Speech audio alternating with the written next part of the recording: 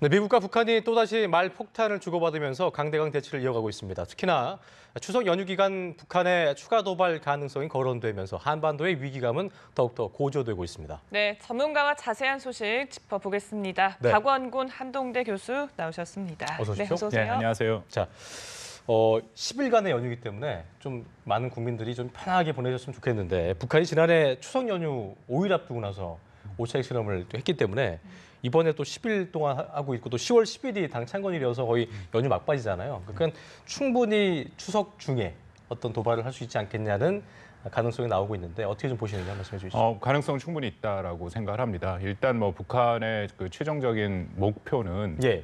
미국 본토를 공격할 수 있는 핵탄두 그 미사일을 대륙간 탄도 미사일을 완성하는 거죠. 그 계획에 따라서 지금 계속 움직이고 있고 또 김정은이 얼마 전에 또 분명히 얘기를 했지 않습니까? 트럼프 대통령의 유엔 총회 연설 이후에 직접 본인의 명의로 얘기를 하면서 중대한 도발을 지금 암시를 했고 그렇기 때문에 아마 10월 10일 전후로 해서 북한이 어떤 형태로든지 도발을 할 가능성은 저는 충분히 있다라고 생각을 합니다. 다만 이것을 우리가 10월 11일로 딱 특정하기는 쉽진 않죠. 말씀드린 것처럼 북한이 하고 있는 그 계획상에서 기왕이면 10월 11일 당 창건일이라는 어떤 기념일날 하는 것이 네. 국내적으로, 그러니까 북한 내부적으로도 자신의 권력 공고하에 도움이 되기 때문에 아마 그 전후를 선택할 가능성은 있다라고 생각을 하지만 전체적인 어쨌든 큰 계획 안에서 도발의 가능성은 있다라고 생각합니다. 전과 후를 따진다면은 전일 가능성이 크다고 볼 수 있을까요? 글쎄요, 이게 어떤 종류를 하느냐에 따라서 좀 달라지겠죠. 뭐 지금 SLBM 얘기가 좀 나오고 있는데 그럴 네. 경우에는 이게 진짜 처음 새로운 신형을 발사를 하지 않습니까? 신형 미사일 발사 같은 경우에는 준비 기간이 최소 열흘에서 한 달 이상 걸립니다. 그러겠네요. 근데 대신에 실전 배치가 이미 됐던 미사일 같은 경우에는 이제 하루 이틀 만에 충분히 발사가 가능하죠. 그래서 어떤 그렇군요. 종류의 그런 도발을 하느냐에 따라서 그 시기를 맞출 수 있다고 네. 생각합니다. 네, 말씀처럼 어떤 종류의 도발을 하느냐가 지금 그래요. 중요한 것 같은데 서리앵 노스도 그렇고 남포 일대에서 SLBM에 도발할 그런 징후가 좀 포착되고 있다 이런 보도가 나왔잖아요. 그렇다면 어느 정도의 준비 상태라고 좀 분석을 해볼 수 있을까요? 38 로스라는 데가 이제 민간 그런 데고 또 상당히 북한을 뭐 자세히 들여다보고 있는 건 사실입니다. 그러나 뭐 역시 한미의 정보 당국은 아니기 때문에 저희가 뭐 전적으로 신뢰하기는 어렵죠. 그럼에도 지금 SLBM 얘기가 나오는데 저는 두 가지 측면에서 SLBM의 발사 가능성이 있다라고 생각합니다. 왜냐하면 이제 북한에서는 이제 북극성 계열이라고 얘기를 하죠. 북극성 1형이 작년 8월 달에 이미 발사가 됐습니다. 그때 발사 후에 이제 지금 만약 발사를 한다면 1년 좀 지나서 발사가 되는 거죠. 근데 보통 미사일을 신형으로 개발을 해서 이제 네. 플랫폼을 늘린다, 이제 뭐 탄두의 중량을 늘리고 전체적으로 성능을 개선하는데 보통 1년 정도 걸립니다. 그리고 또 지난 8월 달에 김정은이 북한의 국방과학원 재료화학연구소를 방문을 했을 때 그 북극성 3형, 지금 말씀드린 SLBM 신형에 대한 그런 설명판을 보여줬습니다. 네. 그래서 이제 그 가능성은 있다라고 이제 1년이 지난 시점이니까 가능성은 있다라고 생각하고요. 또 하나는 이것이 뭐 SLBM 자체가 한국과 미국에 굉장히 치명적인 무기일 뿐더러 이것이 고체 연료를 활용을 합니다. 그렇기 때문에 고체 연료 자체를 활용한 미사일 발사에 성공을 한다면 그만큼 우리에게는 고체 연료라는 것은 대비 시간이 굉장히 짧거든요. 10분 내로 연료 투입이 가능해서 우리가 말하는 이제 선제 타격의 그런 가능성을 굉장히 줄이고 낮출 수밖에 없는 그런 상황입니다. 그래서 저는 한 두 가지 측면에서 북한이 준비가 됐다면 네. 이번에 SLBM을 발사할 가능성도 있다라고 생각합니다. 그래요. 네. 그렇다면은 말씀하신 대로 이게 10분 내에 이루어지는 것이기 때문에 만약에 SLBM이 쏘아 올려진다면 이에 대한 어떤 우리도 그러니까 강한 응징이 필요하다는 필요성을 공감하고 있지만 실제로 그렇다면 어떤 카드가 있느냐, 국민들이 공감할 수 있을 만한 이런 것들을 좀 보여주는 게 또 국민들의 마음을 안심시킬 수 있는 부분이 있을 수 있을 텐데요. 어떤 뭐 대비책이 있다고 좀 보고 계세요? 그게 가장 핵심이죠. 그렇죠. 근데 일단은 뭐 어쨌든 북한의 핵과 미사일 개발을 중지시키도록 지금 국제사회가 압박을 가하고 있지 않습니까? 한국도 이제 뭐 적극적으로 참여를 하고 있고. 근데 저는 참 안타깝게도 북한의 핵과 미사일 개발을 중지시키는 것은 이미 우리한테는 뭐 좀 실패를 우리의 했다라고 능력 바뀌다? 능력 바뀌고 북한이 절대로 그것을 중지를 안 하죠. 그러니까 김정은도 얘기한 것처럼 종착점이 바로 눈앞에 보이고 끝장을 보겠다라고 얘기를 했고 사실상 그 던포드 합참의장이 엊그저께 얘기를 했습니다. 북한이 빠르면 6개월, 늦어도 18개월 내에는 미국을 공격할 수 있는 능력을 갖출 것이다라고 얘기를 했습니다. 그러니까 그때까지는 대북 제재와 압박을 견뎌낼 가능성이 저는 충분히 있다라고 생각을 하고요. 그래서 지금 이런 상황에서 우리가 대비를 해야 되는 것은 사실상 북한이 한국에 대해서는 공격할 수 있는 능력을 갖췄다라고 보는 것이 맞거든요. 그것에 대한 대응을 해야죠. 그 대응에는 뭐 세 가지가 지금 이미 얘기가 되고 있습니다만 핵에 대한 대응은 우리가 핵을 갖는 것, 아니면 핵을 갖는 것과 같은 조건의 어떤 것을 갖는 것, 그리고 하나는 핵을 포기시키도록 하는 것, 세 가지가 있죠. 근데 핵을 갖는다라는 것은 한국의 핵무장 얘기인데 그것은 뭐 저는 뭐 불가능하다라고 생각을 하고요. 현재 시점에서는. 전술핵 배치 얘기하시는 거죠? 예. 그리고 이제 두 번째 조건으로 전술핵이 얘기가 되죠. 전술핵은 하나의 옵션으로 고려가 될 수 있다라고 생각을 하지만 저는 그거보다는 이제 확장 억제, 미국이 한국에 제공하는 핵우산을 조금 더 구체화하고 그걸 그렇죠. 합의체로 만들어서 실질적으로 한국과 미국이 공동으로 결정할 수 있는 그런 형태로 발전시키는 것이 맞다라고 생각하고 가장 실효성 있는 거는 핵우산을 정책을 좀 더 구체화시키는 거. 이걸 그렇죠. 가장 우선으로 보시는 거군요. 예. 그래서 이제 뭐 북한의 시나리오별로 결정을 할 때 한국과 미국이 공동으로 이것에 대해서 어떻게 대응을 할 것인가라는 것을 서로 협의를 해서 결국 합의까지 이룰 수 있는 그런 어떤 체제를 만드는 것이 중요하다고 생각하고요. 네. 마지막으로는 역시 미사일 방어 체제죠. 북한이 우리한테 공격할 능력을 갖고 있으면 지금 빨리 조속히 미사일 방어 능력을 우리가 확충하는 것이 저는 굉장히 중요하다라고 생각을 합니다. 네, 알겠습니다.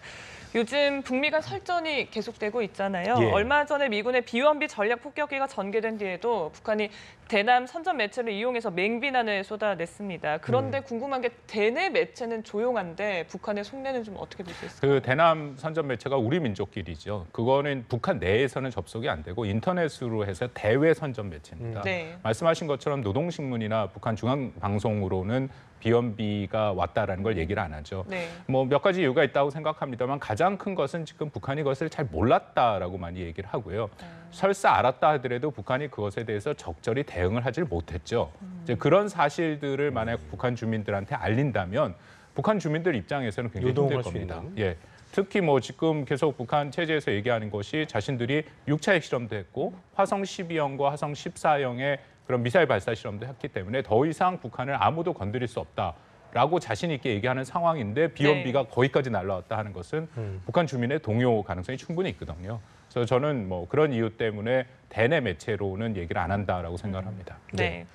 자, 이런 가운데 북미 접촉 가능성에 대한 외신 보도가 나왔습니다. 북한 당국자가 노르웨이 오슬로에서 미국의 전직 외교 관리를 만난다는 내용인데, 그러니까 이게 어떤 건지를 모르겠어요. 그러니까 도발을 지속하면서도 대화의 끈을 놓지 않는 것. 그러니까 결과적으로 미국을 공격한다기보다 우리를 어떤 그 핵 보유국가로 인정해주면서 어떤 협상 테이블에서 동등한 존재, 그러니까 비등한 존재도 좀 여겨주길 바라는 그런 마음이라고 좀 봐야 될까요? 예, 그렇습니다. 예. 뭐 딱 말씀하신 대로라고 생각을 하는데요. 특히 뭐 북한의 입장에서는 굉장히 오래됐습니다. 미국과의 직접 대화를 늘 원해왔고요. 말씀하신 것처럼 특히 현재 상황에서는 북한을 핵 보유국으로 인정한 상태에서 대화를 하자. 이제 그런 조건들과 그런 대화를 북한은 미국이랑 직접 하고 싶어 하는 거죠. 그래서 계속 가서 얘기를 하는 것이 이미 우리가 6차 핵실험도 했고 이미 미사일 능력도 다 갖췄다. 이런 상황에서는 우리를 사실상 핵 보유국으로 인정을 하고 그러면 우리가 뭐 핵과 미사일 실험에 동결도 할 수 있고 이제 그런 식의 메시지를 계속 던지고 싶어 할 것이고요. 또 하나는 북한의 입장에서 그래도 우려가 되는 것이 트럼프 행정부에서 계속 얘기하는 것이 이른바 이제 군사적인 옵션 아닙니까? 그거의 가능성에 대해서도 북한에서는 신경을 쓸 수밖에 없죠. 그래서 그런 대화를 좀 나누고 싶어 하는데 제가 이야기로 현재 트럼프 행정부에서는 북한과 직접 대화를 원치 않습니다. 그래서 그쪽에서는 지금 이제 최선희 북미 국장이 참석을 하는데 미국 측에서는 정부 당국자가 참석을 하지 않지요. 이제 그런 것들을 볼 때 현재로서는 트럼프 행정부도 계속 얘기하는 것이 압박과 제재 국면이다. 대화의 국면은 아니다라는 메시지를 지금 북한한테 보내고 있다라고 생각합니다. 그렇군요. 그럼 전직 외교 관리라는 거는 미국 백악관 정부와는 어떤 의도가 좀 다르다는 건가요? 그렇죠. 예, 그 아마 뜻은 아니다라는 거. 갈루치 같이 이제 전 미 국무부 차관보 정도가 아마 갈 거라고 지금 예상이 되는데, 뭐 물론 비공식적으로 현재 정부와 그러니까 미국 정부와 소통을 할 수 있겠지만 공식적인 직함을 갖고 가는 건 아닙니다. 그래서 네. 미국 정부 입장을 대변하는 것은 아니죠. 네, 그러니까 미국의 공식적인 입장은 말씀처럼 압박과 제재가 될 텐데 최근 미국이 세컨더리 보이콧을 실행하자 중국이 자국의 북한 기업에 폐쇄 명령을 내렸습니다. 예. 지금 이런 상황이 북한에 어느 정도의 압박이 될 거라고 보십니까? 폐쇄 명령을 내린 가장 큰 이유 중에 하나는 역시 지난번에 통과된 유엔 제재 결의안 237호, 2375호에 따른 예. 거죠. 그래서 지금 120일 내에 중국에 있는 모든 북한 기업과 또 북한과 중국 간의 합작 그런 기업들을 폐쇄하겠다. 그건 2375호에 따른 것이고 예. 핵심적인 것은 그래도 중국이 분명하게 2375호를 준수하려는 그런 모습들을 보이고 있는 것은 사실입니다. 이제 이것이 지속이 되면 북한한테 적지 않은 부담이 되는 것도 사실이고요. 예. 문제는 두 가지인데요. 하나는 언제까지 이제 중국이 계속해서 이런 것들을 지속할 것인가가 첫 번째 문제고, 두 번째는 또 북한이 일종의 내구성을 좀 갖고 있습니다. 그래서 북한이 언제까지 이것을 또 버틸 수 있을 것인가. 뭐 이것에 대해서 이미 미국 측에서도 많이 얘기가 나오는데 제재가 효과를 보고는 있지만 시간이 미국한테 없다라는 얘기가 나옵니다. 이건 맥메스터 안보부 장관도 얘기를 했고요. 니키 예. 헤일리 대사도 얘기를 했고 그렇기 때문에 지금 제재가 강력히 북한한테 지금 임하고 있는 것은 사실이지만 실질적인 북한의 핵과 미사일을 중단시킬 만한 그 정도의 효과를 보기에는 시간이 좀 부족하다라고 생각을 합니다. 그래요. 네. 최근에 이제 그 미국이 어떤 중국의 북한에 대한 어떤 압박이라든가 이런 거에서 좀 최근에 이제 긍정적으로 평가를 하면서 그러니까 뭐 본인들의 뜻대로 잘 해주고 있다는 어떤 그 사인을 보인 것을 보이는데, 틸러슨 장관이 중국을 방문해서 강력한 북한 압박 조치를 어떤 촉구할 방침이라고 하는데요. 일단 미국이 어떤 기대하는 정도의 일단 어떤 그런 실효적인 대북 제재 동참 약속을 좀 얻어낼 수 있을지 이 부분도 좀 관심 갖고 지켜봐야 될 것 같습니다. 당분간 중국은 아마 적극적으로 협력을 할 모습을 보일 겁니다. 특히 이제 10월 18일 날 당대회가 있지 않습니까? 시진핑 주석이 이제 2기가 시작되는 거고요. 그리고 지금 발표된 것처럼 11월 3일부터 11일까지 트럼프 대통령이 중국을 포함해서 한국도 오는데 아시아 5개국 방문이 있습니다. 이제 그 기간 동안은 미중 관계를 안정적으로 유지하는 것이 중국한테는 굉장히 중요하죠. 특히 시진핑 주석의 2기의 그 리더십을 생각을 한다면 만약에 미중 관계가 삐걱거리는 모습이 보이고 그리고 혹시라도